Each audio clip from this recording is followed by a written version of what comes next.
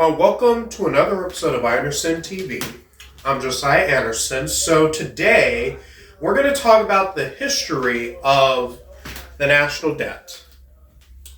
Yeah, this is going to be a very interesting episode. So y'all be using the whiteboard, of course, to tell you about the history of the national debt and the solution to how to reduce the national debt, because I don't think that the national debt is really a thing that both parties really want to bring up. They much rather forget about it. But it is about time that I did my research on this, and as I did my research on the national debt, of course, I was surprised by this, completely surprised. And I think it is time that we acknowledge this as well, that we have to hold not only Democrats but Republicans, everyone accountable. Mostly our politicians accountable for this, because they're the ones to blame for this national debt. So we're going to talk all about it in this episode. We'll be right back.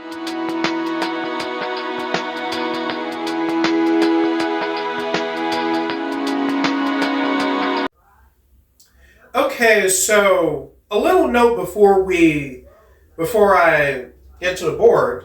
So some of you guys might see it, some of you guys might not, but I will just read off what is on the board in case you guys cannot see it. So let's talk about the history of the national debt. So it all started with the founding of our nation, 1776. But really, 1775, during the American Revolution. So the national debt began to incur during American Revolution for financing the war. So then Alexander Hamilton decided to establish a national bank, which there was a debate between Hamilton and Jefferson.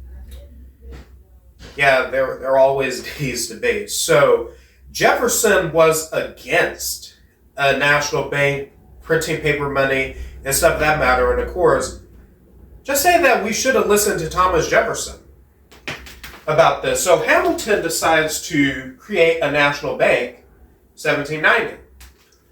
And then the debt continued to go up until the debt was paid off under Andrew Jackson in 1835.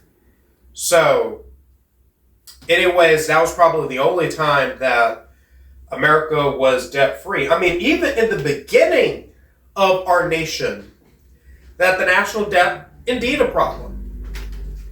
Then we had a period until the Civil War. Civil War from 1861 and even after Reconstruction. So the national debt rose from $65 million to $2.76 billion. That was during the Civil War. So you notice that every time that we probably have a war, that the debt goes up, because mostly due to war financing. But I will get into the other reasons why that we have this problem. So, but the debt began to decline after the Civil War. It's still a problem after Reconstruction. So then we get into the 20th century. We have World War I. The debt rose from $3 billion to $25 billion by 1919. Then we have the problem of Great Depression. So increased government spending is another reason that the national debt has gone up. Then we have World War II. The national debt reached up to $260 billion by 1945. And then we have the Vietnam War, Lyndon B. Johnson's Great Society, and the oil crises of the 70s definitely rose up the national debt.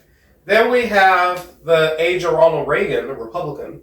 So the national debt has rose completely from $900 billion to $2.7 trillion by 1989 due to Reaganomics, the tax cuts that Reagan's made. Then there were Bush tax cuts that increased national debt to $10 trillion, and government spending under Obama, and the Trump tax cuts during his first term, which will probably happen again in the second term.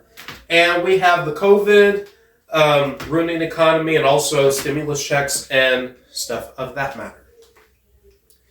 So, anyways, I would say that the national debt is a big problem.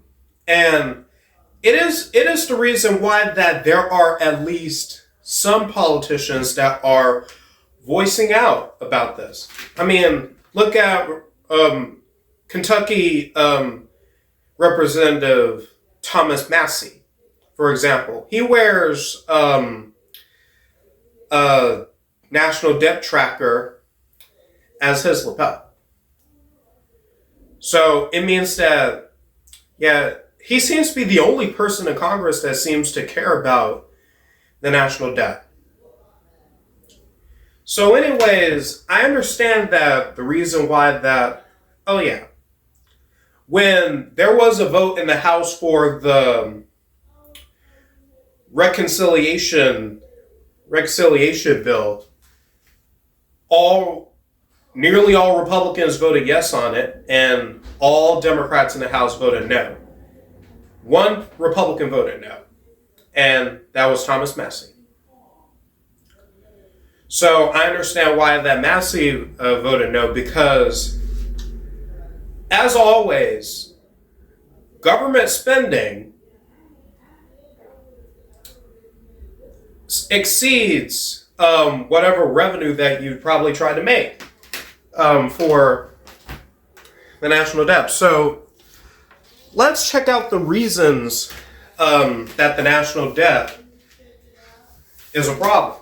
So I already gone over the history of it. Now let's get into the causes. So I said earlier that government spending exceeds revenue. I already said that earlier. So wars and military spending. You have the American Revolution. You have the Civil War, World War I, World War II, Vietnam War, probably war in Iraq, and also other smaller wars as well. And military spending, our defense budget, as of last year, $850 billion. And I heard that the Pentagon failed their seventh audit in a row because they cannot account for the entire defense budget, which is probably 15% of the federal budget. So, and also the United States, of course, were in NATO. So $860 billion that we spend into NATO. So we're really financing NATO, which is a complete waste. And NATO is trying to already get us into World War III. Let's see, tax reductions without onset revenue. Again, Ronald Reagan, George W. Bush, and Donald Trump. So the tax cuts, so there are tax cuts, but no spending cuts as well. So, which is a bad idea, was probably why that Massey voted no on that resolution. So, we have economic recessions and bailouts. So, the Great Depression. So, anyways, you have, so Democrats like to claim that Roosevelt, FDR got people out of the Great Depression, but the truth of the matter is the Great Depression lasted throughout the 30s until after World War II. So the Great Depression lasted that long. It did not end under Roosevelt. So the situation got worse. So, and it happened in 2008. So, I heard that Congress probably voted to bail out the banks. So, which is why that there was protest Occupy Wall Street that happened housing crisis in 2008. And COVID-19. Yeah, the economy was screwed. During COVID, then the stimulus checks, so which probably made it worse. So entitlement programs, Social Security, Medicare, Medicaid. So DOGE, or Department of Government Efficiency, they have exposed fraud and waste into Social Security, and there is also fraud into Medicaid as well. Some people that are getting Social Security that are either not qualified for it or not even alive. Some of them are like over 100 years old, over 120 years old, and even one person that is over 300 years old, probably older than America itself. Which is no wonder why Social Security is running out in the next 6 years. In the next 6 years or so, could be less than that. I don't really know. Interest. Every time the national debt increases, interest payments go up on the national debt. And lack of balanced budget policies. Guys, both Democrats and Republicans do not discuss this. Do not discuss about the national debt. So, which is why that... So, Thomas Massie is the only person up there in Congress who actually cares about the national debt. Of course, sometimes people in Congress will talk about it a little bit, but they don't really acknowledge that. But they choose not to care about it because they'll say, oh, the damage is already done. We'll just keep going or something like that. Well, you're elected up there, so why can't you do anything about it? So now we got on to the causes of it. Now let's hear some potential solutions to reduce the national debt. So reduce government spending by cutting unnecessary government programs, and reduce military expenditures, and reform entitlement programs. So basically what DOGE is doing, and remember, DOGE is like a watchdog. They audit all government agencies and see how much that that these government agencies are spending on certain things. Probably cancel the costly contracts and stuff that matters. So like they exposed USAID, the United States Agency for Independent Development, which they have been caught funding terror groups around the world. They have been caught funding left-wing thought to be spread around the world as well. So, which I understand why that you want to help other countries, but it has been abused, and it ought to be reduced. It ought to have its employees reduced, or probably just remove the entire program as it is. Next, tax reform. Raise taxes on high earners or corporations, so basically tax the rich, like what AOC and the squad wants. Close the tax loopholes and add a national sales tax. So, which I understand that, like with Trump's tariffs, of course, rather be taxed on what you spend rather than being taxed on what you earn. So, which is why that I would see on every libertarian Instagram page saying that instead of no tax on tips, no tax on income, which is a great idea. You know, Jeff Landry, governor here in Louisiana, of course, eliminated income tax and just raised the sales tax just a little bit. But what is it like being taxed on what you spend rather than being taxed on what you earn? Because I've earned that money.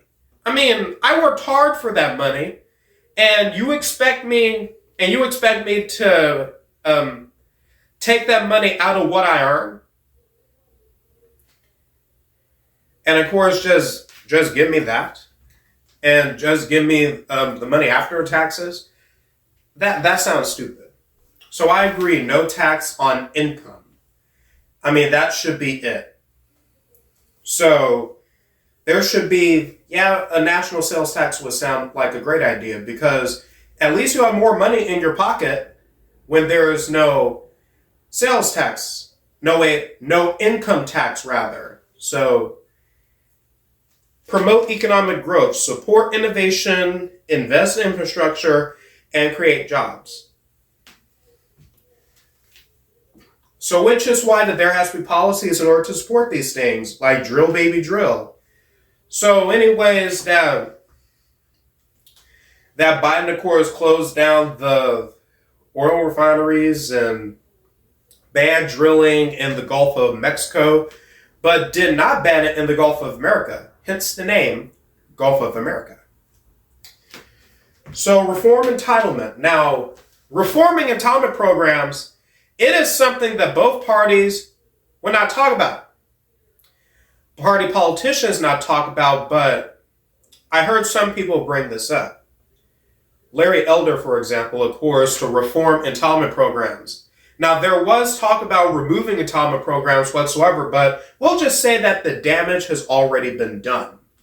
With the entitlement programs, now we have to reform them to the point where we have to put requirements in it so that people will not take advantage, will not abuse these programs for people who actually need them.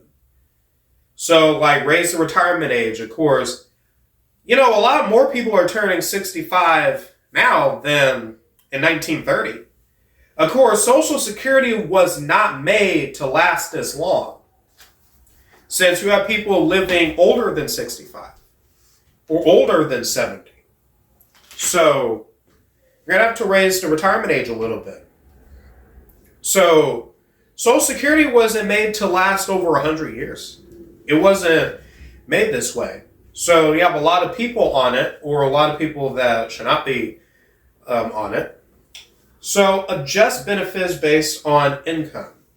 So like, for example, if you earn a certain amount, let's say if you earn up to $40,000 a year, or let's lower it down a bit, $35,000 a year, then probably based on that, you should get a certain amount. Now everyone will get that same amount as a person on that income. Now, if you earn more than that, you should not be eligible for that entitlement program. You should be able to afford it. So, and private retirement savings, so that you want to rely on federal programs, which is a great idea. I think it's a great idea. So save for retirement yourself. I mean, some people, I remember watching a PragerU video saying that Social Security is really a Ponzi scheme. People would like to say that money being taken out of their taxes for Social Security, but the truth is, the money that you get for Social Security is not the same money that they probably took out, that your employer probably took out for Social Security in the future. You're using someone else's money being used as your Social Security check. That's why it's a scam. It's nonsense. And finally, this is a pretty good idea, spending caps. Budget rules and automatic spending cuts if the deficit exceeds. That's what I call a very good idea. Very good idea on that. So I think that Congress should start doing that more. So anyways, I don't know why that there's not a lot of people talking about this. I mean, both Democrats and Republicans. And of course, when Trump said we're going to try to balance the budget. Well, guess what? You better try to balance the budget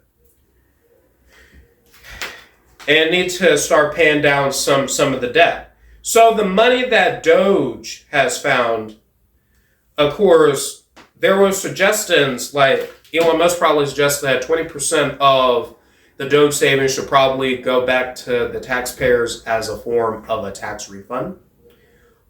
And 20% probably go to paying down the national debt. Some people say that they would much rather see the national debt being paid down than receiving a $5,000 tax refund. But I'm leaning towards let the national debt be paid down. Because when was the last time that the debt was paid down? Now, according to history here, I would say the 1800s, for example. So the national debt declined after the Civil War, but the only time the debt was paid off was during Andrew Jackson in 1835. That's the only time that it was paid off. If there's any other time the debt paid off, let me know in the comments. Of course, I did my research on this. Probably should have done more research on this. So, anyways, there has to be more discussion about this. When I did my research on this, of course, when I realized that most of the tax cuts that Reagan, Bush, and Trump have done, of course, increased the national debt. And which is why that most political analysts say they were right. They were right to say that, of course, Trump's plan might increase the national debt rather than lower it. But I would sure hope that the debt is at least reduced, so that the interest payments will not increase, so that we'd probably be stuck with this. So anyways, we'll be right back.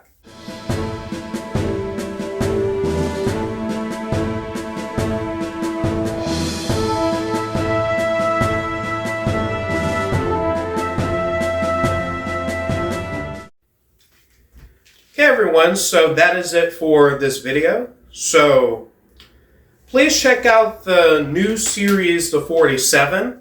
I had over 30 views as of doing this video on George Washington. Sure hope I will receive more views on John Adams and any other presidents that I do. I'm thinking about doing multiple 47 videos, 2 videos on the 47 series per week to speed it up. And hey, why not 3 of these? So, anyways, that is it for this episode. Don't forget to read my book, Revelations About Democratic Party, which is still available on Amazon. And my new book, Brainwash, will probably be released later this month or next month.